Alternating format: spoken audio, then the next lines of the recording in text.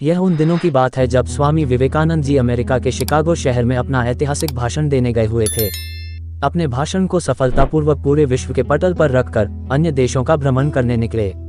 इसी क्रम में वह फ्रांसीसी प्रसिद्ध विद्वान के घर अतिथि हुए। स्वामी विवेकानंद ने उस विद्वान का आतिथ्य स्वीकार किया और उनके घर पहुंचे। स्वामी जी का स्वागत घर में सम्मानजनक हुआ। स्वामी जी के रुचि अनुसार भोजन की व्यवस्था थी। विदेश में इस प्रकार का भोजन मिलना सौभाग्य की बात थी।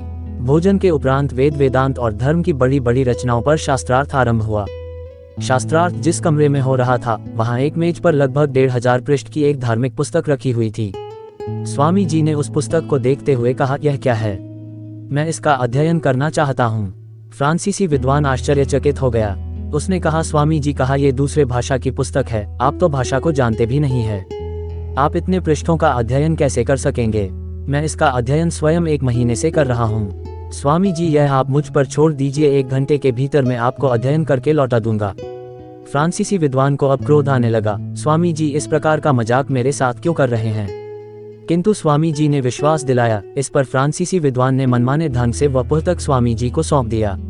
स्वामी जी उस पुस्तक को अपने दोनों हाथों में रखकर 1 घंटे के लिए योग साधना में बैठ गए। जैसे ही 1 घंटा बीता होगा, फ्रांसीसी विद्वान उस कमरे में आ गया। स्वामी जी, क्या आपने पुस्तक का अध्ययन कर लिया? हाँ अवश्य। आप कैसा मजाक कर रहे हैं?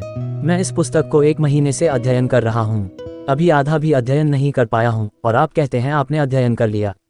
हाँ अवश्य। स्वामी जी, आप मजाक कर रहे हैं। नहीं, तुम किसी भी पृष्ठ को खोलकर मुझसे जानकारी ले सकते हो। उस विद्वान ने ऐसा ही किया। पृष्ठ संख्या 32 बोलने पर स्वामी जी ने उस पृष्ठ पर लिखा प्रत्येक शब्द अक्षरशः कह सुनाया। फ्रांसीसी विद्वान के आश्चर्य की कोई सीमा नहीं थी। वह स्वामी जी के चरणों में गिर गया। उस विद्वान ने स्वामी जैसा व्यक्ति आज से पूर्व नहीं देखा था। उसे यकीन हो गया था, यह कोई साधारण व्यक्ति नहीं है।